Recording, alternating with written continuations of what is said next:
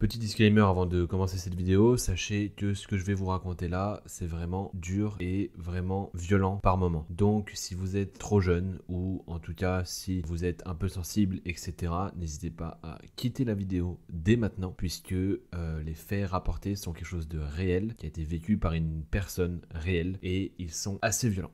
Voilà, donc je vous mets en garde. Si vous continuez la vidéo, vous savez à quoi vous attendre. Et si vous l'arrêtez là, eh bien, je ne vous en voudrais pas. Je vous souhaite en tout cas un bon visionnage et à tout de suite.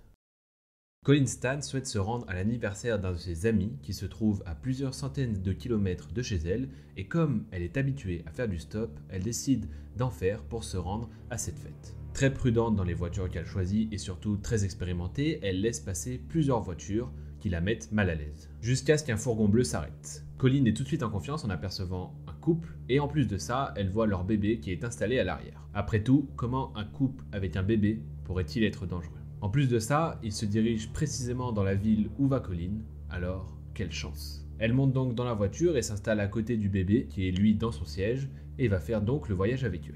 Malheureusement, Colin n'aurait jamais dû faire confiance à ce couple si mignon et elle n'arrivera jamais à la fête d'anniversaire de son ami. Elle va vivre quelque chose d'indescriptible et qualifié encore aujourd'hui comme l'un des crimes les plus horribles jamais rapportés. Colin Stan est née le 31 décembre 1956 et elle est ce qu'on pourrait qualifier d'esprit libre. Elle grandit dans une famille de classe moyenne avec des parents aimants et elle s'épanouit totalement. Elle adore voyager et elle aime particulièrement le faire en stop. En grandissant, elle comprend qu'elle ne veut pas entreprendre d'études, malgré le fait que ça soit très mal vu dans ces années-là, mais plutôt vivre de manière libre et indépendante. Voilà pourquoi l'expression « esprit libre ». Le 19 mai 1977, Colin Stan, alors âgée de 20 ans, fait de l'autostop de chez elle à Eugene, en Oregon, pour se rendre à la maison d'un ami dans le nord de la Californie, où elle compte le rejoindre pour sa fête d'anniversaire. Colin est alors déjà une autostoppeuse expérimentée et elle laisse passer 2 véhicules avant de monter dans le fourgon bleu de Cameron et Janice Hooker, accompagnés de leur bébé. Elle se sent en confiance avec Cameron Hooker, qui est le père, puisque sa femme et son bébé l'accompagnent. Quand ils s'arrêtent à une station-service en cours de route, Colin part aux toilettes, mais elle a un mauvais pressentiment et elle entend une voix dans sa tête qui lui dit de courir et de sauter par la fenêtre et de ne jamais regarder en arrière. Mais Colin se dit qu'elle se fait des idées, finit par se calmer et remonte dans le véhicule avec la famille Hooker. Le trajet continue normalement, ils discutent tous ensemble, mais voilà qu'à un moment, le fourgon bleu quitte l'autoroute et s'aventure dans un endroit isolé avant de s'arrêter. À ce moment-là, c'est le début de la descente aux enfers pour Colin Stan.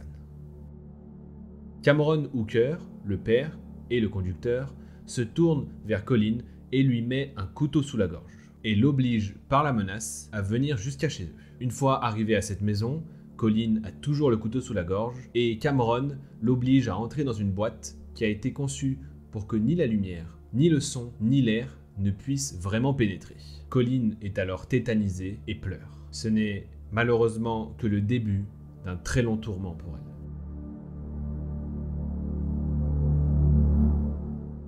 La première nuit de son enlèvement, Colin est pendue par les mains, agressée physiquement par Cameron et laissée les yeux bandés et suspendus pendant que le couple avait des relations sexuelles en dessous d'elle. Les jours passent et Colin est torturée de toutes les manières possibles et inimaginables. Elle est battue, électrocutée et forcée d'avoir des relations sexuelles, puis elle est gardée enfermée 23 heures sur 24 par jour dans une boîte, jusqu'à ce qu'un jour, elle reçoive un contrat qu'elle est forcée de signer. Ce contrat stipule qu'elle sera gardée en esclavage à partir du mois de janvier 1978, soit environ 8 mois après le début de son calvaire. Elle est ensuite remise dans cette boîte et continue à y passer le plus clair de son temps, tout en continuant à être torturée.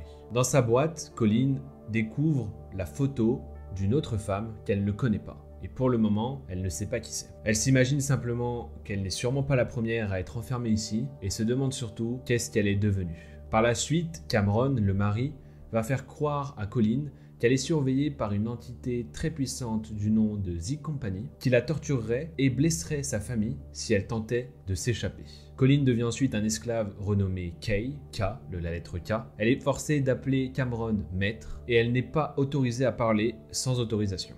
Cameron voulait alors que Colin ressemble au personnage d'un roman érotique français de 1954 nommé The Story of O. Et il commence rapidement à l'obliger à avoir des relations de type sexuel par voie orale. Il refuse seulement d'avoir des relations vaginales avec Colin car il considère que c'est une violation de l'accord fait avec sa femme. Au lieu de cela, il la violente par voie vaginale et anale avec des outils. Le temps continue de passer et la famille Hooker finit par déménager dans un mobil-home. Bien sûr, ils emmènent Colin avec eux. Et là-bas, elle est enfermée dans une boîte, toujours, mais cette fois sous le lit à eau de Cameron et Janice Hooker. Durant cette même année 1978, Janice, la femme de Cameron, va mettre au monde un enfant dans son lit, alors que Colin, quant à elle, est toujours en dessous, dans sa boîte. Colin tient alors bon grâce à sa foi en Dieu et à sa croyance d'une chance de pouvoir s'échapper. Mais malheureusement, elle est très effrayée par The Company, la fameuse organisation qui surveillerait apparemment Colin, et que Cameron renforce quotidiennement, ce qui l'empêche de tenter quoi que ce soit. Le temps passe et Colin finit par accepter tous les sévices qu'elle subit pour éviter de recevoir des punitions douloureuses. Elle est donc plus tard autorisée à sortir faire du jogging, à travailler dans la cour, à s'occuper des enfants dans le mobil-home et à participer à la construction d'agrandissements du logement, comme par exemple un donjon souterrain qui permettrait à Cameron d'avoir plus d'esclaves. Même avec une porte ouverte des voisins et un téléphone, Colin ne tente aucune évasion car elle a beaucoup trop peur de The Company. Les années passent et Colin est finalement autorisée à rendre visite à sa famille en 1981. Lors de cette visite, elle ne révélera rien de tout ce qu'elle subit depuis plusieurs années, en raison de sa peur des conséquences possibles. Sa famille pense alors qu'elle fait partie d'une secte à cause de ses vêtements faits maison, de son manque d'argent, mais aussi de son absence de communication au fil des ans.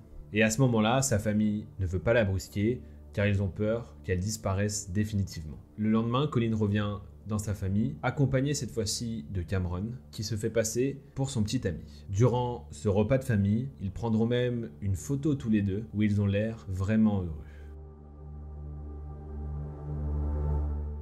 De retour de ce repas, Cameron a l'impression d'avoir donné trop de liberté à son esclave et la renferme sous son lit dans sa boîte. Elle va y rester 23 heures par jour durant les 3 années qui vont suivre. Les 2 filles de Cameron et Janice, quant à elles, n'ont absolument pas du tout connaissance que Colin vit simplement dans la boîte sous le lit de leurs parents. Colin, qui passe 23 heures sur 24 dans cette boîte, est obligée de faire ses besoins dans une bassine qu'elle arrive à glisser sous elle avec ses pieds. Cameron et Janice, quant à eux, vont raconter que Kay, donc alias Colin Stan, est rentrée chez elle, mais une fois les filles couchées, Cameron rouvrira cette boîte pour torturer et continuer ses différents sévices sur Colin Stan. Elle n'est pas autorisée à faire du bruit et doit rester 23 heures d'affilée dans l'obscurité, sans bouger et avec peu d'air pour respirer. Pendant les étés, ces conditions sont particulièrement dures car à l'intérieur de la boîte, il peut faire jusqu'à 38 degrés. Pour se nourrir, elle mange seulement les restes de la famille. Elle restera ainsi enfermée et esclave, pas seulement pendant 1 an ou 2 ans, mais durant 7 longues années où elle va endurer tous ses sévices. Et ces 7 longues années, elle va les passer en grande partie 23 heures sur 24 dans une boîte sous le lit à eau de Cameron et Janice Hooker. Ce n'est finalement qu'en 1983 que Colin est réintroduit auprès des voisins et des enfants et elle est même autorisée à trouver un travail de femme de chambre dans un motel. Puis par la suite, Cameron voudrait que Colin devienne sa deuxième femme, ce qui marque un tournant pour Janice qui est sa femme actuelle. En août 1984, Janice commence à être inquiète du tournant que prend sa relation avec Cameron et elle va voir Colin pour lui expliquer que Cameron ne fait pas du tout partie de The Company et qu'elle n'existe même pas. Janice va ensuite aider Colin à s'évader. Colin se rend ensuite à une gare routière et téléphone à Cameron pour lui dire qu'elle le quitte. Cameron, lui, fond en larmes et Colin prend un bus direction la maison de ses parents. Les mois passent mais Colin ne contacte pas la police, mais elle continue à avoir régulièrement Cameron au téléphone, comme s'ils étaient simplement des connaissances. Colin voudrait apparemment, à la demande de Janice, lui donner une chance de se racheter grâce à des conseils et à la prière. Mais bien sûr. C'est finalement 3 mois plus tard, après que Janice ait tout raconté à un prêtre et qu'il va la convaincre que son mari est irrécupérable, qu'elle va elle-même appeler la police. Elle informe le lieutenant Jerry D. Brown de la police de Red Bluff que Cameron avait kidnappé, torturé et assassiné Mary Elizabeth Spanak, qui avait disparu le 31 janvier 1976. Souvenez-vous de la photo que Colin a retrouvée dans sa boîte. C'était elle, la victime, avant Colin. Elle n'était donc pas la première. Malheureusement, les autorités ne sont pas en mesure de localiser la dépouille de la femme. Et par la suite, durant le procès de Cameron, en raison du manque de preuves matérielles, aucune accusation concernant cette femme ne sera portée contre Cameron Hooker. Mais le procès de Cameron Hooker débute tout de même le 16 octobre 1985. Janice avoue alors que depuis leur premier rendez-vous, elle avait été torturée, soumise à un lavage de cerveau et qualifiée par Cameron de pute au fil des ans. Janice déclare alors qu'elle a survécu à leur relation en s'engageant dans le déni et la compartimentation. On apprendra aussi durant le procès que le plan consistant à séquestrer Colin était en fait prémédité par Cameron. Il avait en effet convenu avec sa femme de capturer un nouvel esclave sexuel car jusqu'à présent, c'était Janice qui jouait ce rôle. Selon l'accord entre eux, il ne devait pas y avoir de relation sexuelle entre Colin et Cameron. Mais cela a changé plus tard. Lorsque Colin elle-même témoigne, elle explique aimer Cameron. C'est ce qu'on appelle le syndrome de Stockholm. Elle arrive donc très peu à lui en vouloir et à parler en mal de tout ce qu'il a fait.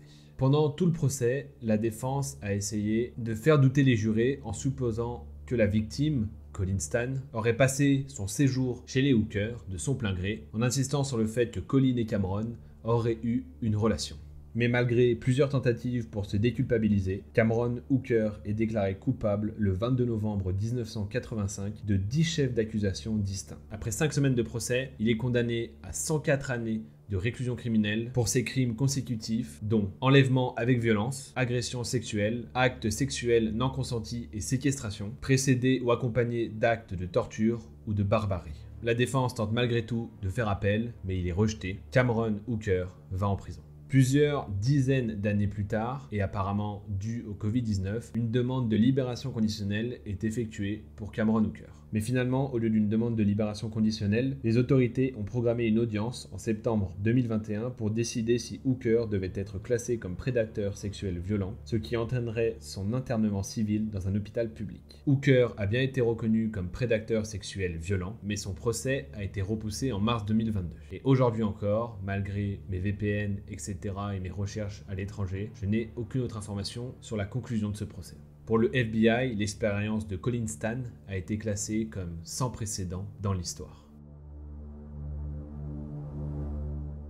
Ce qu'il faut relever quand même, c'est que malgré le fait qu'elle ait été battue, torturée et forcée à avoir des actes sexuels non consentis, Colin ne considérait pas sa torture comme le pire aspect de son emprisonnement. Ce qui la terrifiait encore plus, c'était l'affirmation de Cameron selon laquelle il était membre d'une organisation satanique appelée The Company. On lui racontait à longueur de journée que The Company était une organisation très puissante, qu'elle surveillait Colin et qu'elle avait mis la maison de sa famille sur écoute. Après le procès, Colin étudie pour obtenir un diplôme en comptabilité qu'elle obtient, puis elle essaie de reprendre une vie normale autant qu'elle le peut après ce traumatisme. Mais malheureusement, la misère l'a suivi, une série de mariages ratés et un enfant en difficulté, maintenant en prison. Malgré ça, Colin fait ensuite du bénévolat pour le Reading Women's Refuge Center, une organisation pour aider les femmes maltraitées. Janice, quant à elle, est revenue à son nom de jeune fille. Elle est devenue assistante sociale et a travaillé comme professionnelle de la santé mentale. Colin, quant à elle, a changé son nom de famille et les deux femmes continuent de vivre en Californie, mais elles ne communiquent pas entre elles. Petit point sur ce qu'est vivre sous emprise et ce qui peut être une prison émotionnelle, ce qui est grosso modo arrivé malheureusement à Colin Stan. Au-delà de la terrible tragédie vécue par Colin Stan, de nombreuses personnes sont confrontées à des bourreaux qui ne se tournent pas forcément vers la séquestration pour emprisonner leurs victimes. En effet, l'emprise mentale peut s'avérer extrêmement dangereuse lorsque la personne ne parvient plus à agir ou à penser par elle-même, et ce, même si elle a l'impression d'être maîtresse de sa liberté. Sylvie Tenenbaum, psychothérapeute à Paris, explique qu'en général, le manipulateur attire sa victime, tire profit de ses faiblesses pour l'humilier et prendre le contrôle sur ses idées et ses pensées. Les coups peuvent être physiques ou psychologiques, mais quel qu'en soit le mode opératoire, le résultat est le même. La personne plonge dans une profonde dépression, se sent affaiblie et ne parvient pas à se libérer de cette emprise sans une aide extérieure. Alors si vous connaissez quelqu'un dans cette situation, aidez-le, même si ce n'est que des soupçons. Et si, même si je ne l'espère pas, vous êtes vous-même dans cette situation, faites-vous aider. Vraiment. Je vous mets des liens et des sites dans la description qui peuvent peut-être vous aider. Dans l'après-midi du 9 février 2004, Maura Murray envoie un SMS à son patron et à son professeur d'université pour les prévenir qu'elle sera absente la semaine prochaine suite à un décès dans sa famille. Maura décide donc de prendre du temps pour elle après ce fameux décès. Elle prend la route le soir et à environ 19h20, elle a un accident. Un automobiliste de passage qui vivait à proximité s'arrête au niveau de la voiture accidentée de Maura pour lui demander si elle a besoin d'aide. Maura refuse, tout en affirmant qu'elle a déjà appelé les secours et la police. Ce même homme, n'ayant pas de téléphone sur place, décide de rentrer chez lui pour tout de même appeler lui-même la police. La police, prévenue plusieurs dizaines de minutes après, se rend sur les lieux, mais il n'y a plus aucune trace de Maura Murray. L'homme qui s'est arrêté pour aider Maura est aussi la dernière personne à l'avoir vue.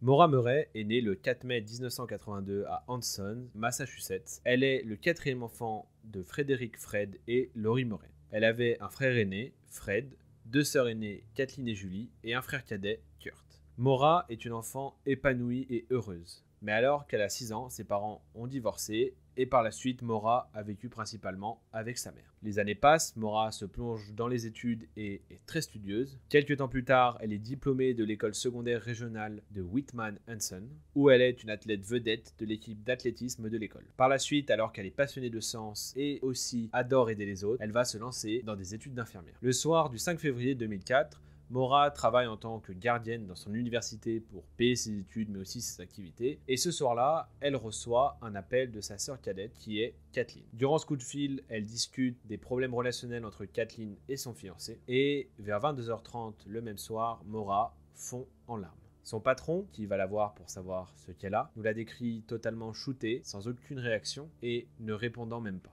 Plus tard dans la soirée, son patron la raccompagne à son dortoir vers 1h20 à peu près et quand il lui redemande qu'est-ce qu'elle a, elle lui répond simplement « ma sœur ». C'est les 2 seuls mots qu'elle prononcera. On apprend par la suite que sa sœur a des problèmes d'alcool, qu'elle suit une cure de désintox pour s'en sortir, mais que lorsqu'elle sort de cette cure de désintox, son petit ami et fiancé vient la chercher pour l'emmener acheter de l'alcool, ce qui la fait replonger instantanément. Ce qui explique l'état de Maura, qui est sa petite sœur. Le samedi 7 février, Maura et son père font les magasins et vont ensuite manger quelque part avec un ami de Maura. Après ça, elle dépose son père dans sa chambre d'hôtel et emprunte sa voiture pour retourner sur le campus de son université et assister à une fête dans un dortoir. À 2h30 du matin à peu près le dimanche 8 février, elle quitte la fête et prend la route direction l'hôtel où se trouve son père, mais elle heurte un garde-corps causant près de $10 000 de dommages à la voiture de son père. Maura est ensuite conduite à l'hôtel de son père et reste dans sa chambre pour toute la matinée. Plus tard, le dimanche matin dans la matinée, Fred Murray, qui est donc le père de Maura, apprend que les frais de sa voiture sont pris en charge par son assurance. Il loue donc une voiture, dépose Murray à l'université et part pour le Connecticut. À 23h30 le même jour, Fred appelle sa fille pour lui rappeler d'aller chercher des formulaires d'accident pour déclarer ce qu'il s'est passé avec sa voiture. Et ils conviennent de se reparler lundi soir, donc le lendemain, pour discuter des formulaires et remplir les réclamations ensemble au téléphone. Après minuit, le lundi 9 février, donc, Murray utilise son ordinateur personnel pour rechercher sur MapQuest des directions vers des villes voisines. La nuit se passe et le lendemain matin, le premier appel que Murray va faire, c'est vers 13h à peu près, donc le lundi 9 février. En réalité, ce n'est pas un appel, c'est un texto qu'elle envoie à son petit ami pour lui dire « Je t'aime plus que tout, j'ai reçu tes messages, mais honnêtement, je n'avais pas envie de parler à beaucoup de personnes. Je promets de t'appeler aujourd'hui, je t'aime, Maura ». Plus tard, elle passe également un appel dans un camp de vacances où elle a l'habitude de partir avec sa famille pour pouvoir louer un appartement là-bas. Encore un petit peu plus tard, Maura Murray appelle cette fois-ci un autre étudiant de son université qui est infirmier, mais cette conversation reste inconnue. C'est donc vers 13h24 que Maura envoie donc le SMS dont on a parlé dans l'introduction pour prévenir qu'elle ne sera pas là la semaine prochaine. Suite, évidemment, au décès qu'il y a eu dans sa famille. Seulement, voilà, sa famille déclarera plus tard qu'il n'y avait eu aucun décès dans leur famille. Et Maura ponctue son message pour son patron et son professeur en leur disant qu'elle les contactera la semaine d'après. À 14h18, elle téléphone à son petit ami et lui laisse un message vocal lui promettant qu'il parlerait plus tard. Le même jour, l'après-midi, Maura emballe dans sa voiture des vêtements, des articles de toilette, des manuels scolaires, mais aussi des pilules contraceptives. Elle met tout comme ça dans sa voiture. Et au-dessus de sa boîte à gants se trouve un email que Maura a imprimé et qui indique des problèmes dans la relation avec son petit ami. Vers 15h30, elle quitte l'université car les cours sont annulés ce jour-là à cause d'une tempête de neige. À 15h40, Maura retire $280 d'un guichet automatique. Les images vidéo de la banque montrent qu'elle est seule. Et dans un magasin d'alcool à proximité, elle achète pour $40 plusieurs bouteilles d'alcool. Et de nouveau, les images de la sécurité montrent qu'elle est totalement seule. Puis par la suite, elle continue sa journée et se rend maintenant au commissariat pour récupérer des formulaires de rapport d'accident concernant l'accident qu'elle a eu avec la voiture de son père la veille. Maura Murray quitte Amherst entre 16h et 17h. Elle passe un appel vocal sur sa messagerie et c'est la dernière utilisation enregistrée qu'on aura avec le portable de Maura Murray. Par la suite, Maura prend la route, mais à cause de l'état de celle-ci et de la neige, elle a de nouveau un accident, mais cette fois-ci avec sa voiture. À ce jour, rien n'indique qu'elle ait prévenu qui que ce soit de sa destination, ou même qu'elle en ait eu une.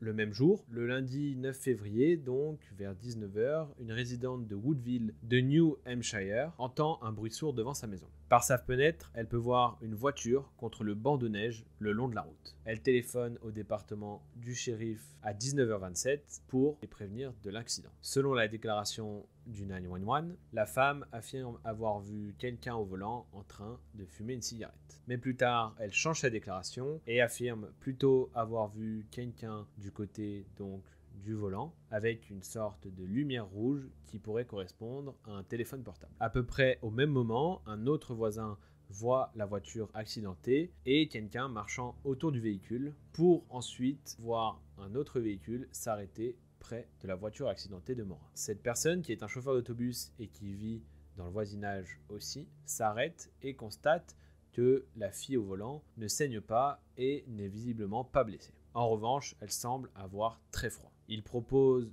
d'appeler la police pour demander de l'aide, mais elle refuse et lui demande de ne pas appeler la police, puisque apparemment elle l'aurait déjà fait. L'homme donc quitte les lieux et en rentrant chez lui, il appelle quand même la police car il est très inquiet. Au moment où il passe l'appel, il ne peut pas voir la voiture de Maura Murray, mais il voit quand même que plusieurs voitures sont passées à côté d'elle alors qu'elle était toujours là.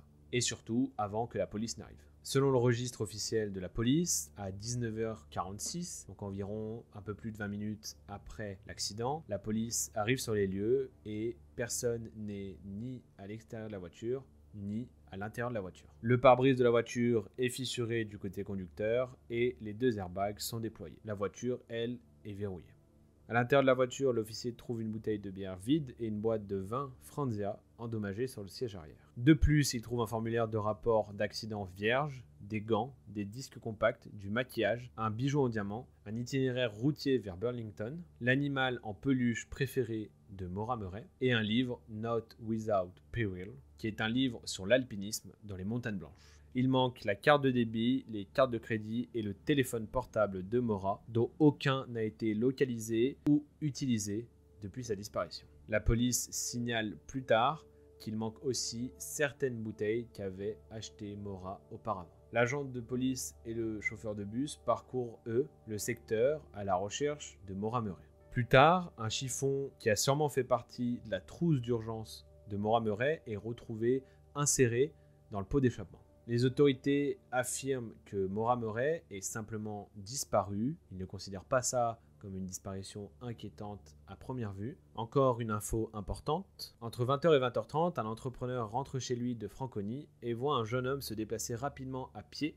en direction de l'est, à environ 6 à 8 km de l'endroit où a été vue Maura Murray pour la dernière fois. Il remarque que le jeune portait un jean, un manteau foncé et une capuche de couleur claire. Il ne le signale pas directement à la police à cause de sa propre confusion des dates. Il n'avait pas tout de suite compris qu'il l'avait vu le même jour, mais c'est en découvrant 3 mois plus tard, lors de l'examen de son dossier de travail et de ses jours de travail, qu'il se rend compte qu'il a repéré ce jeune homme le même jour de la disparition de Maura Murray.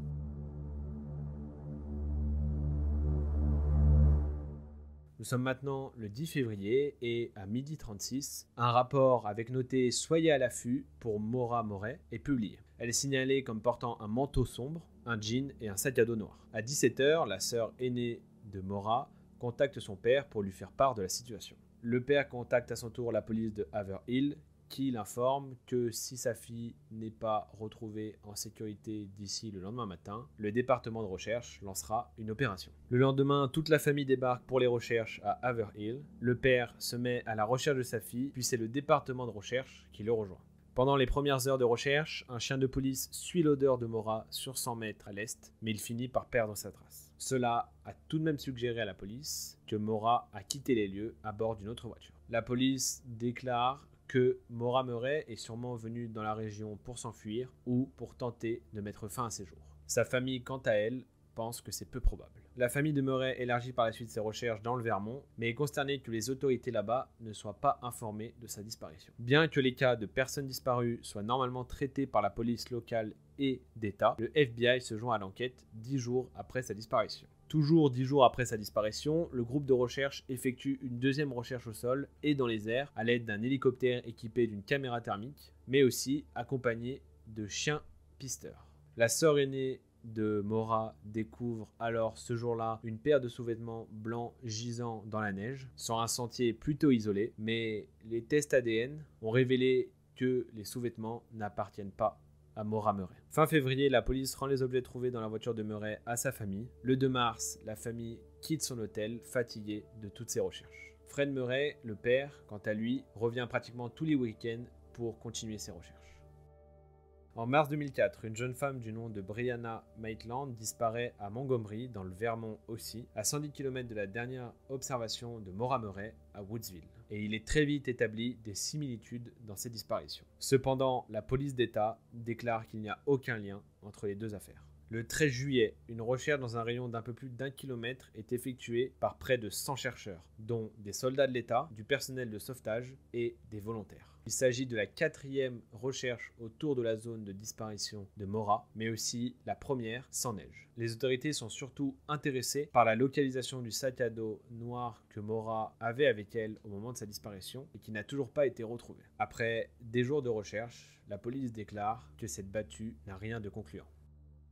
On arrive maintenant fin 2004 lorsqu'un homme donne au père de Maura Moret un couteau rouillé et taché qui appartient à son propre frère, qui a lui-même un passé criminel et vit à moins d'1 kilomètre d'où a été aperçu pour la dernière fois Maura Moret. Il explique que son frère et sa petite amie ont agi vraiment bizarrement au moment de la disparition de Maura. Et il affirme que le couteau qu'il donne au père de Maura est celui qui a potentiellement été utilisé pour la tuer.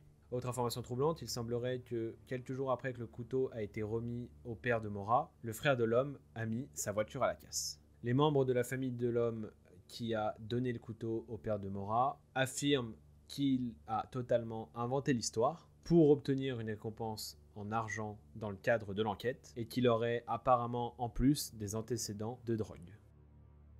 Le 1er novembre 2005, un utilisateur nommé Tom Davis se connecte à une page dédiée à la discussion de la disparition de Moret et affirme avoir vu un sac à dos noir derrière des toilettes à, excusez mon accent exceptionnel comme depuis le début, Pemigewasset 7 Overlook à environ 48 km.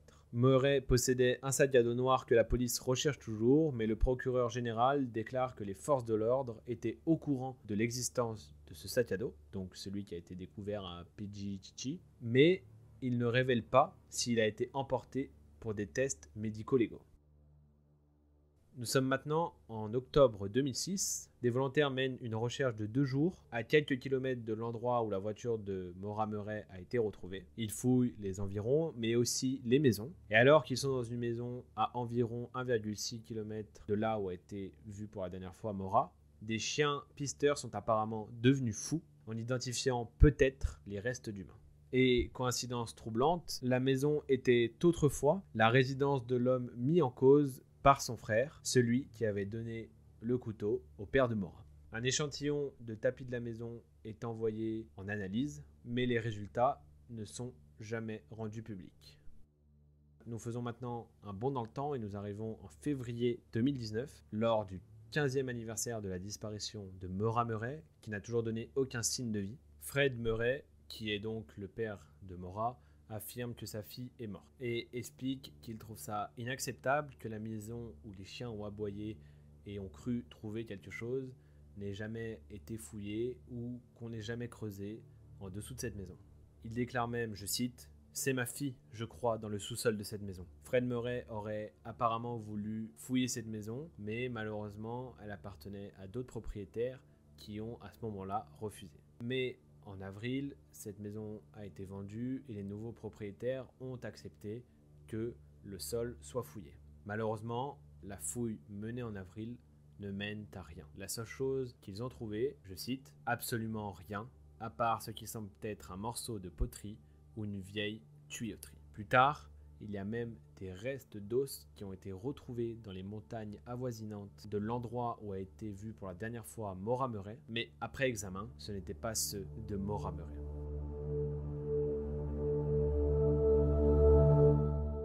Des exemples de recherche, il y en a plein, je ne vous les ai pas tous cités, même si ça fait déjà beaucoup. Il y en a vraiment énormément, vous pouvez retrouver tout dans la description. Elle a été recherchée par de nombreuses personnes et à de nombreuses reprises. La police, quant à elle, est critiquée par le père de Maura Murray, car selon lui, elle n'a pas mis en place les recherches nécessaires et a mis trop de temps à considérer cette disparition comme une enquête criminelle. Encore aujourd'hui, elle n'est pas vraiment déclarée comme enquête criminelle puisqu'il n'y a aucune preuve ni aucun signe d'une quelconque agression ou d'un quelconque enlèvement. Encore aujourd'hui, l'enquête est en cours et toujours aucune trace et aucun indice nous indiquant ce qui est arrivé à Maura Murray. Pourquoi a-t-elle disparu ? Est-ce son choix ? Est-ce qu'un tueur rôde toujours ? Ou un kidnappeur garderait-il Maura Murray quelque part ? Le mystère reste entier. Peut-être qu'un jour, grâce à Internet, à l'avancée de la technologie, etc., et en continuant à la chercher, on découvrira ce qui est arrivé à cette pauvre jeune femme du nom de Maura Murray. Des histoires de tueurs, on en connaît plein. Surtout dès qu'on s'intéresse un peu au sujet, on peut trouver des dizaines, des centaines, voire des milliers d'histoires retraçant un peu toujours la même chose. Mais aujourd'hui, on va parler d'un tueur un peu spécial du nom de Joachim Kroll. Est-ce que vous connaissez déjà Joachim Kroll ? Nommé le cannibale de Russie. Déjà, les meurtres cannibales en général, c'est bien gore et c'est ce qu'on va voir. Alors j'espère que vous avez l'estomac bien accroché et un cerveau prêt à prendre du recul, car ce que je vais vous raconter là est vraiment horrible.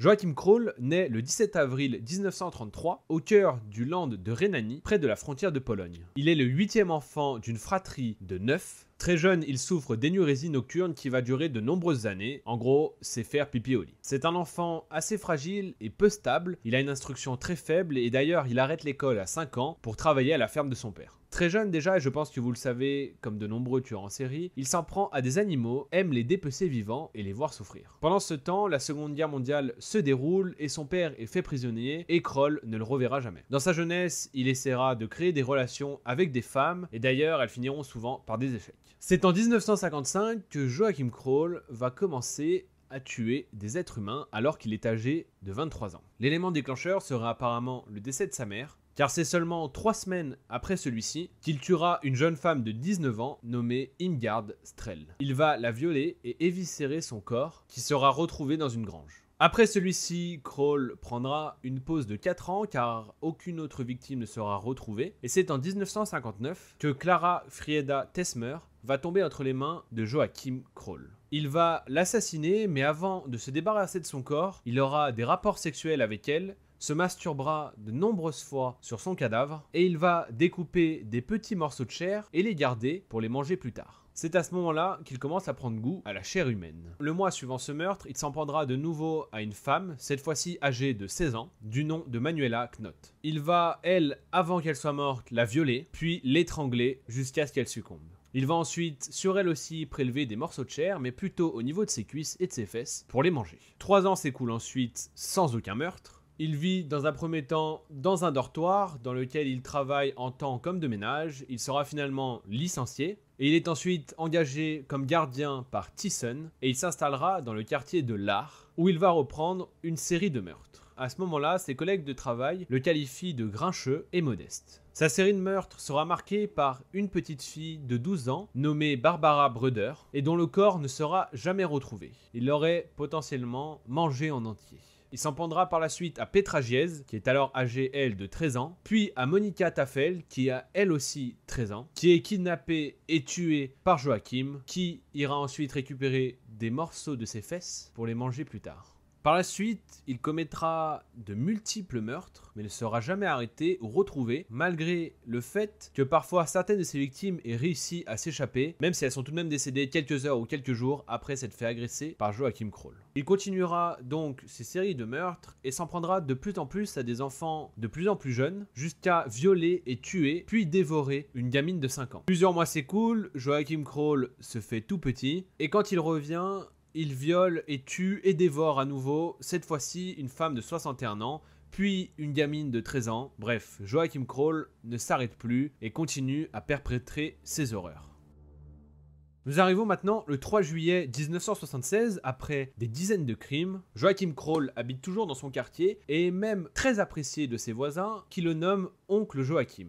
Les parents des enfants les laissent même jouer avec lui et aller chez lui car ils lui font totalement confiance. Ce même jour, une certaine Marion a disparu et est recherchée par la police. Mais ça, on va en rediscuter dans quelques minutes. Je disais donc qu'il habite toujours dans le même quartier et il habite dans un immeuble où il est très apprécié et dans cet immeuble, il partage des toilettes avec ses voisins. Bon, c'est des toilettes partagées dans un immeuble, voilà. Je ne savais pas que ça existait, mais en tout cas, vous le savez maintenant, ça existe. À un moment, un de ses voisins compte s'y rendre et Kroll le voit y aller et il lui dit simplement « N'y allez plus, elle ne fonctionne plus ». Le voisin lui demande donc naturellement « Mais pourquoi elle ne fonctionne plus ?» Et Joachim Kroll lui répond simplement « Parce qu'elles sont bouchées par des entrailles, au plus grand des calmes ». Le voisin ne réplique pas, se penche sur les toilettes et découvre avec horreur qu'en effet, il semble y avoir des entrailles qui bouchent les toilettes. Le voisin fait semblant de ne rien voir, mais il a très peur. Il se recule lentement et s'éloigne tranquillement de Joachim. Et lorsqu'il est assez loin dans l'immeuble, il se met à courir, sort dans la rue, voit un policier qui est alors à la recherche de la petite Marion et lui indique ce qu'il vient de voir.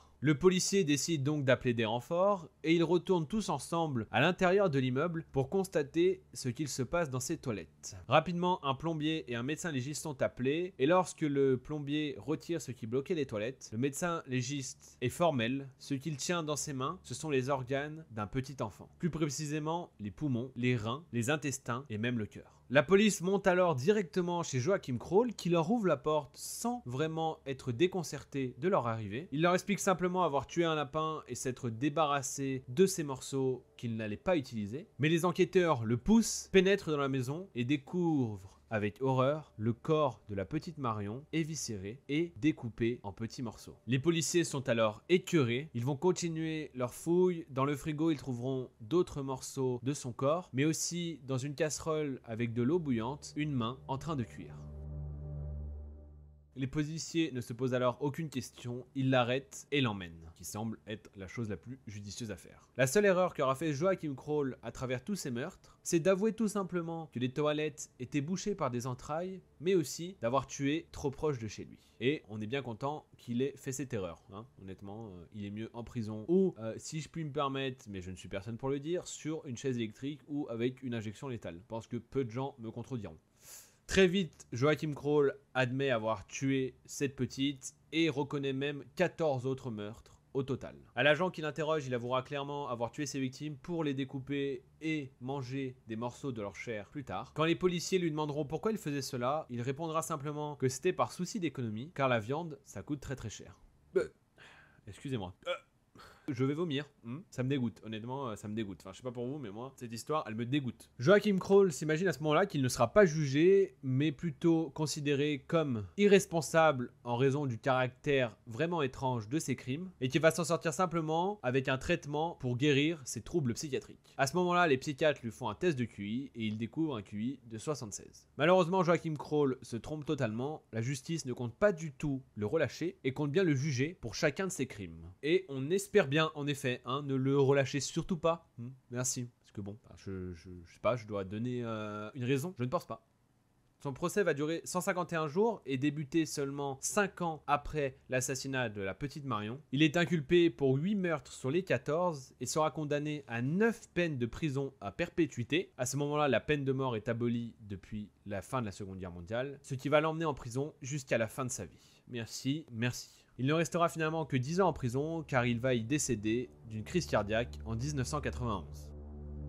Il faut savoir aussi qu'autour de ces enquêtes, il y a eu pas mal d'erreurs judiciaires, ce qui veut dire que certaines autres personnes ont été accusées des meurtres de Joachim Kroll. Certaines personnes vont être utilisées comme bouc émissaire et comme il fallait trouver une victime, ils vont être arrêtés et accusés de certains de ces meurtres alors qu'ils n'avaient absolument rien fait. C'est quand même au final 4 de ces crimes qui seront mal jugés et qui auront accusé les mauvais tueurs, puisqu'en réalité il n'y en avait qu'un et c'était Joachim Kroll.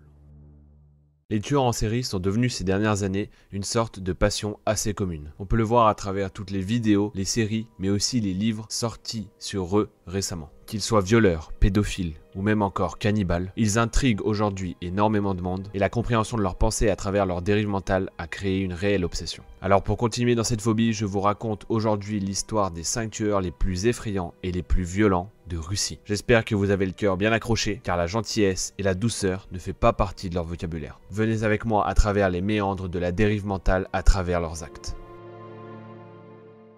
Le premier tueur dont on va parler, c'est Andrei Chikatilo. Il est considéré même dans le monde entier comme l'un des plus terrifiants maniaques jamais capturés. Dans les années 82 à 90, il a violé et tué une 50aine d'enfants et de jeunes femmes. Il étudiait à l'université, écrivait des articles, il travaillait en tant que professeur et avait même une vie de famille tout à fait normale en apparence. Ses premières victimes viennent en réalité de la fin des années 70 et par la suite, il aurait fait profil bas pendant un certain temps. Après ses premières atrocités, il aurait décroché un travail qui lui aurait permis de faire des longs voyages à travers tout l'URSS. Il cherchait alors des victimes à travers les différentes villes qu'il parcourait et il était donc difficile de faire un lien entre tous ces crimes. Il attirait généralement les enfants dans les bois en leur promettant des bonbons ou des sucreries de manière générale, puis il les violait et les tuait. Mais il ne s'arrêtait pas là. Il découpait même des morceaux des cadavres des enfants qu'il avait violés et tués pour les manger. Chikatilo recouvrait ou arrachait même les yeux de ses victimes alors qu'elles étaient encore en vie. Il a même expliqué une fois pourquoi il faisait ça. Pendant le crime, j'ai couvert ses yeux avec un foulard car j'avais peur de son regard fixe. Ce tueur a d'abord été enfermé en 1984, mais seulement pour un vol présumé. Il n'était pas encore accusé des autres meurtres qu'il avait déjà effectués et du coup, il a été rapidement libéré. En 1985, les autorités russes ont lancé un appel pour débusquer celui qu'on surnommait le maniaque. Il avait à ce moment-là déjà tué plus d'une trentaine de personnes. Chikatilo, qui est lui-même le tueur, a participé activement à toutes ces recherches pour brouiller les pistes. Ce n'est qu'en 90 qu'il a finalement été interpellé. À ce moment-là, il rejettera toutes les accusations jusqu'à être interrogé par un psychiatre du nom d'Alexander Bukhanovsky. Il a déclaré, je cite, « Je lui ai expliqué que j'étais docteur et que mon but était de l'aider. Je peux avoir recours à l'hypnose, mais je n'en ai pas eu besoin cette fois. J'ai été le premier homme à qui il a tout raconté. Il pleurait, blâmait son destin et les personnes l'ayant entouré. » Issa Kostoyev, inspecteur en chef sur l'affaire de ce tueur, a déclaré « Je ne pense pas que c'était un malade mental. Il avait certaines déviances, mais était tout à fait sain. Il était juste impuissant et cela le rendait fou. » Chikatilo a finalement fini exécuté en 1994 après un procès long de 2 ans. Le prochain tueur en série dont nous allons parler s'appelle Alexandre Pichouchkine, surnommé aussi le tueur à l'échiquier. Alexandre Pichouchkine a perpétré la plupart de ses meurtres dans et autour du parc Bista à Moscou. Il a même déclaré, je cite, « Le premier meurtre est comme le premier amour, on ne peut jamais l'oublier. » Sa première victime était un camarade de classe alors qu'il n'avait seulement que 18 ans. À cette époque, justement, l'URSS était totalement prise par le projet de Chikatilo. Et Pichouchkine a même déclaré que la gloire de ce dernier l'aurait poussé à tuer encore plus. Il a donc commencé sa folie sanguinaire en 2001 alors qu'il travaillait en tant que manutentionnaire et vivait encore chez sa mère. Dans un entretien télévisé qu'il a eu après son arrestation, il aurait même déclaré « Vous demandez pourquoi j'ai tué, comment dire ? Pour moi, la vie sans meurtre est ce que serait la vie sans nourriture. C'est une nécessité. J'ai été comme un père pour ces personnes. Je leur ai ouvert une porte vers un autre monde. Je les ai laissés rejoindre une autre vie. » Il proposait à des Russes, des personnes locales qui habitaient à Moscou, y compris des connaissances, d'aller boire et de se détendre dans les bois, justement dans le parc Bista. Et une fois que ses victimes étaient assez saoules, il les tuait. Sa marque de fabrique était de les frapper à la tête et ensuite d'insérer une branche ou une bouteille vide dans leur crâne.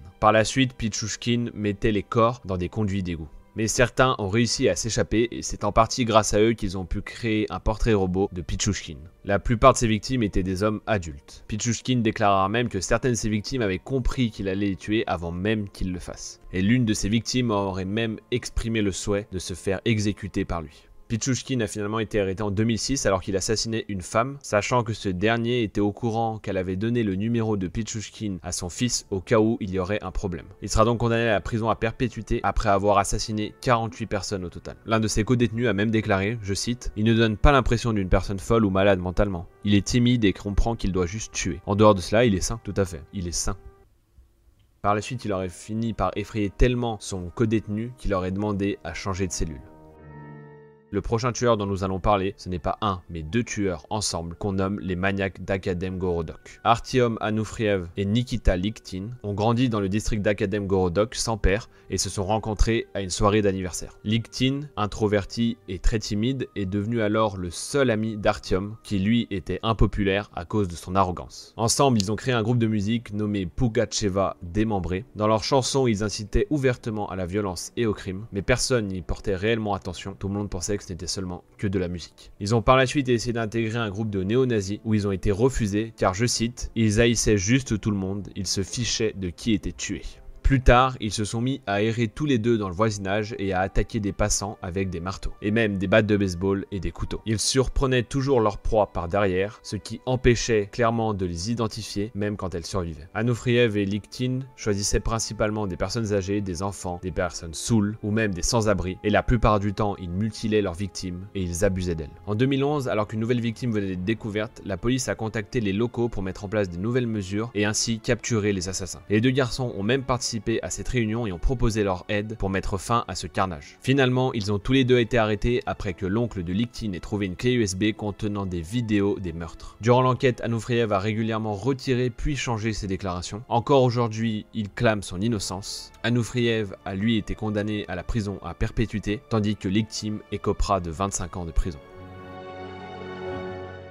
Le prochain tueur dont nous allons parler s'appelle Alexander Spessivtsev. Lorsqu'il était enfant, sa mère était procureure et elle avait l'habitude de ramener à la maison des photos des cadavres des enquêtes sur lesquelles elle travaillait. Mais elle ne les ramenait pas juste, elle les montrait aussi à son fils qui dormait avec elle jusqu'à l'âge de 12 ans. À 18 ans, il a même suivi une thérapie pour les personnes atteintes de troubles mentaux. En 91, il entamera une relation avec une fille, mais il réagira très mal face à sa décision de rupture. Lorsque la police l'a découverte, elle était déjà gravement mutilée et elle décédera de ses blessures quelques heures plus tard à l'hôpital. Spessivtsev est alors déclaré fou et est placé en asile pendant 3 ans. Après avoir été présenté comme rétabli, il sera renvoyé chez lui en 95 mais reprendra directement ses actions criminelles. En réalité, sa mère l'aidait même à faire disparaître les corps.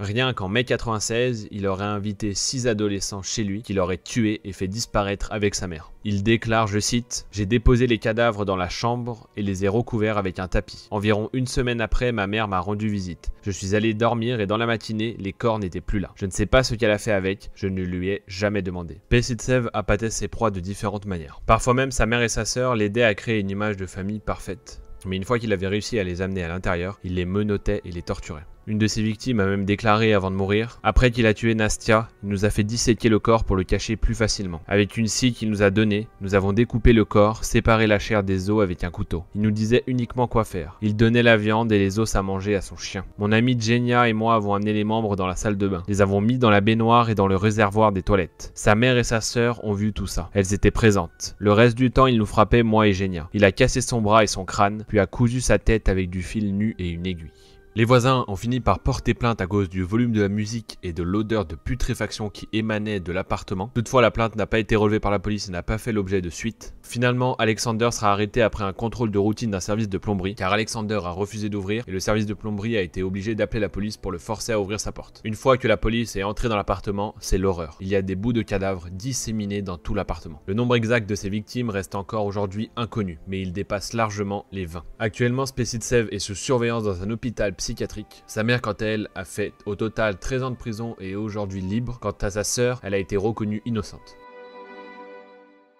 Le prochain et dernier tueur dont nous allons parler se nomme Mikhail Popkov. Ce tueur en série est parvenu à perpétrer plus de meurtres que les assassins dont nous venons de parler. Et son histoire est si terrifiante qu'elle aurait pu faire l'objet d'un film d'horreur. Il a commencé ses meurtres alors qu'il était agent de police.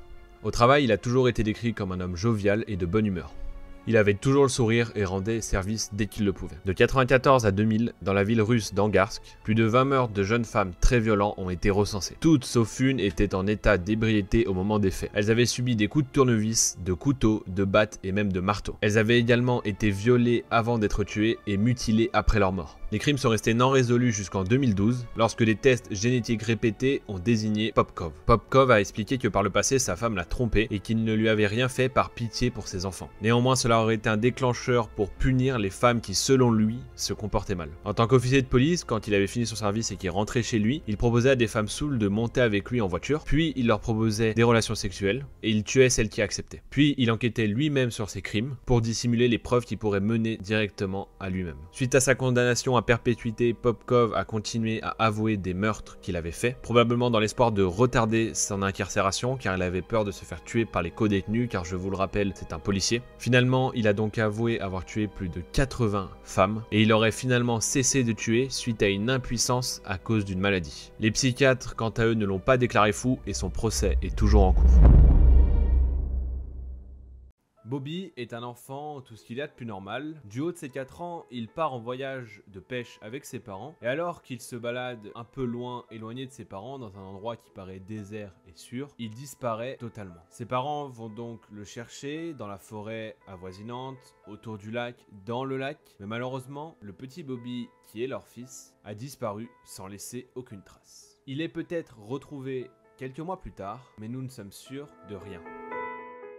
Robert Clarence Bobby Dunbar est le premier fils de Leslie Dunbar et Percy Dunbar. Il est né le 23 mai 1908 et c'est finalement en août 1912, lors, comme je le disais, de son voyage de pêche avec ses parents, qu'il sera porté disparu. Sa disparition est tout à fait étrange, puisqu'il ne laisse aucune trace, il n'y avait personne dans les environs, aucun témoin, et c'est donc par la suite des mois de recherche qui vont commencer, sans, pour le moment, aucune trace du petit Bobby. Après maintenant 8 mois de recherche, les autorités localisent un certain William Cantwell, qui travaillait comme bricoleur itinérant et qui aurait été aperçu aux côtés d'un enfant ressemblant étrangement à Bobby Dunbar. Au moment où William est arrêté, il affirmera que le petit Bobby est en réalité Bruce Anderson et qu'il est le fils d'une femme qui travaillait pour sa famille. Il raconte même que sa mère s'appelle Julia Anderson et que c'est elle-même qui lui aurait confié la garde de son enfant. Malgré ces explications, William est tout de même arrêté et les parents de Bobby sont convoqués dans le Mississippi, à plusieurs centaines de kilomètres de là où Bobby a été enlevé à la base car il était en Louisiane, pour essayer d'identifier le garçon. Sachant que cette histoire a près de 100 ans, vérifier les sources est un peu compliqué, surtout auprès des personnes concernées. Néanmoins, on trouve énormément d'articles qui sont plutôt contradictoires. Selon certains articles, le petit, qui semble être Bobby, se serait précipité sur sa mère à son arrivée en criant « Maman !» Mais un autre article décrit seulement que le petit a pleuré et que Leslie Dunbar, la mère de Bobby, ne l'aurait même pas reconnu. Cette version est celle qui est le plus revenue dans les différents médias de l'époque. Comme quoi, les deux parents Dunbar auraient eu un doute sur l'identité du petit garçon. Et il y a d'autres articles dans ce sens. Par exemple, lorsque le petit garçon, qui est supposé être Bobby, aurait aperçu son oncle Alonzo Dunbar, il aurait, selon certaines sources, couru vers lui en criant que c'était son oncle et en lui faisant un gros câlin. Seulement, encore d'autres sources nous disent totalement l'inverse et qu'il n'aurait pas du tout réagi et qu'il n'aurait montré aucun signe de reconnaissance. Finalement, après plusieurs jours à essayer de l'identifier, ce qui va convaincre Leslie Dunbar que ce garçon est bien son fils, c'est ses cicatrices sur le corps ainsi que ses taches de naissance, car selon elle, Bobby aurait exactement les mêmes. À ce moment-là, la police n'a aucun doute, c'est bien le fils de Leslie Dunbar, et il repart avec ses parents en Louisiane, où il sera accueilli par un défilé pour son retour au pays. Mais l'histoire ne se termine pas là. Julia Anderson, dont on a parlé précédemment, va finalement débarquer en Louisiane et affirmer que c'est bel et bien son fils, comme le disait précédemment un certain William, celui qui a été arrêté pour l'enlèvement de Bobby.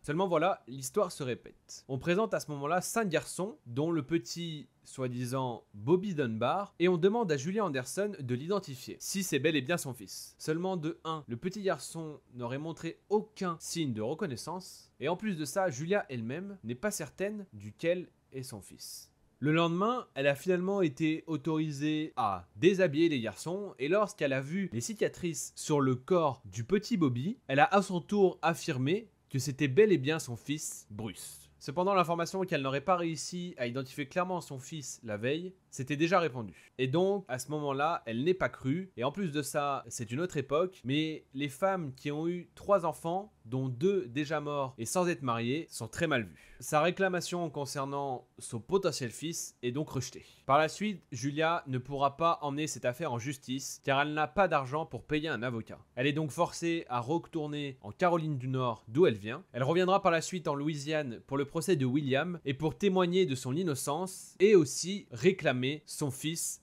Bruce. Durant le procès, de nombreux habitants de Caroline du Nord qui connaissent William se sont déplacés pour témoigner en sa faveur. Et certains auraient même déclaré avoir vu justement William avec ce petit garçon avant même la disparition de Bobby. Malgré tous ces témoignages, William est reconnu coupable d'enlèvement et finira en prison. Quant aux certains Bobby ou Bruce, on ne sait pas vraiment. En tout cas, il sera déclaré comme étant Bobby Dunbar et retournera dans sa potentielle famille. Malheureusement ou heureusement, on ne sait pas. Julia Anderson, pour faute de moyens, ne pourra pas continuer ce procès et cette réclamation. Et ce petit garçon, qui est soit Bruce, soit Bobby, deviendra définitivement Bobby et vivra le reste de sa vie dans la famille Dunbar. Le petit garçon nommé Bobby Dunbar va donc grandir, avoir 4 enfants et se marier, et finalement décéder en mars 66.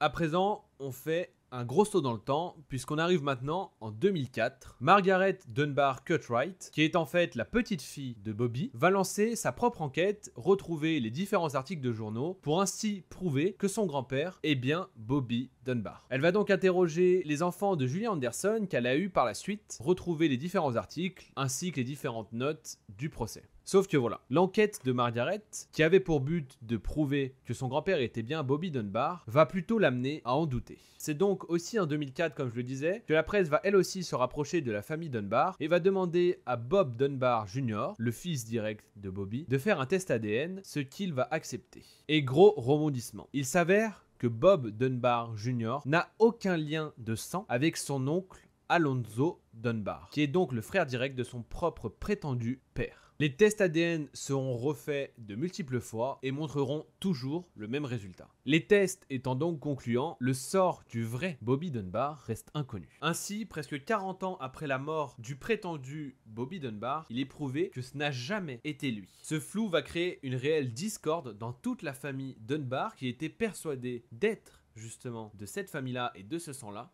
Imaginez, ils se rendent compte être nés du mauvais nom, dans la mauvaise famille, mais ont déjà des liens avec toute cette fausse famille. La famille Dunbar va donc en vouloir à Margaret d'avoir lancé cette enquête et d'avoir découvert la vérité. Mais en plus, d'avoir remis en lumière cette histoire et d'avoir rendu public toutes ces données, qui a créé aussi une visibilité autour de la pseudo-famille Dunbar. Enfin moi personnellement, je préférais savoir d'où je viens. Enfin honnêtement, s'il y a toujours eu un flou, il vaut mieux savoir, hein. Moi ça me ferait plaisir de savoir. Mais bon, apparemment, eux ils lui en veulent, ils auraient préféré rester en pensant que c'était la famille Dunbar. Enfin, à mon avis, c'est pas la première fois de l'histoire que ça arrive. Je pense qu'il y a des gens qui descendent pas directement d'une certaine famille. Il y a eu des trucs à des moments, peut-être des mêmes histoires ou des trucs un peu différents. Il y a des gens qui sont persuadés qu'ils viennent d'un sang précis et qui sont de cette famille-là, mais à mon avis... Mais l'enquête ne s'arrête pas là, puisqu'en mars 2008, une émission américaine se nommant The Ghost of Bobby Dunbar va mettre en lumière certains éléments et va expliquer que Bobby aurait peut-être tout simplement disparu en 1912, mangé par un crocodile au bord du lac, car là où il était en voyage, il y avait apparemment énormément de crocodiles. Imaginez, Bobby Dunbar a tout simplement été mangé par un alligator. Ce n'est pas impossible, mais imaginez maintenant, plus de 100 ans après, on ne sait toujours pas vraiment ce qui est devenu Bobby Dunbar, ni ce fameux Bruce Anderson, même s'il semblerait qu'en réalité, Bobby Dunbar était en fait bel et bien Bruce Anderson, donc le fils de Julia Anderson, mais étant trop jeune, il a grandi en étant toujours persuadé qu'il s'appelait Bobby. C'est une histoire de fou quand même. Un garçon disparaît, 2 familles réclament, c'est la mauvaise qui prend sa garde, et c'est seulement 100 ans plus tard qu'on la prend, qui, du fait qu'elle n'avait pas d'argent et qu'elle était mère célibataire, n'a pas pu récupérer son gosse. Et du coup, elle a vécu toute sa vie en étant persuadée que Bruce Anderson vivait en tant que Bobby Dunbar. Son fils est mort, a eu des enfants qu'il a nommés Dunbar eux aussi, alors qu'en fait c'était des Anderson. C'est un truc de fou quand même cette histoire. Enfin après, il y a d'autres théories, hein. Il y a des théories comme quoi la famille Dunbar aurait fait disparaître leur fils ou ils auraient pas assumé quelque chose. Et du coup, pour cacher ça, ils auraient réclamé le petit Bruce pour donner l'impression qu'il s'était rien passé avec leur fils. Et que du coup, bah, ça cachait un peu la disparition de leur vrai fils. Et qui s'était servi un peu du fait que Julia Anderson n'avait aucune crédibilité pour récupérer cet enfant et un peu le remplacer quoi. Franchement, avec tout ce qu'on voit dans le monde, ce serait pas impossible qu'il y ait des malades comme ça. Bref, j'espère que cette histoire vous a plu. N'hésitez pas évidemment à me le dire dans les commentaires si ce type de format vous plaît. Et puis bien sûr, si jamais l'envie vous prend aux tripes, n'hésitez pas à liker, à partager et évidemment à vous abonner pour soutenir cette chaîne. Si vous voulez me dire dans les commentaires ce que vous voulez voir, si vous avez des idées, etc., des trucs que vous voulez que je creuse aussi. Peut-être que vous avez vu un article, vous vous êtes dit « Ah putain, cette histoire ça peut être intéressant, mais on n'a pas beaucoup d'infos. » Peut-être qu'en me l'envoyant, moi je vais me dire « Ah sympa » et je vais aller creuser parce que c'est mon truc de creuser en général quand je suis dans une enquête. Je me lance dans le truc et j'y vais, je creuse, je vais chercher les articles en anglais et tout. Je me suis retrouvé sur la télé américaine la dernière fois. Donc n'hésitez pas. Et puis merci d'avoir regardé cette vidéo. Je vous dis à très bientôt pour une nouvelle. Très bonne journée, soirée, nuit, ce que vous voulez. Bisous la famille.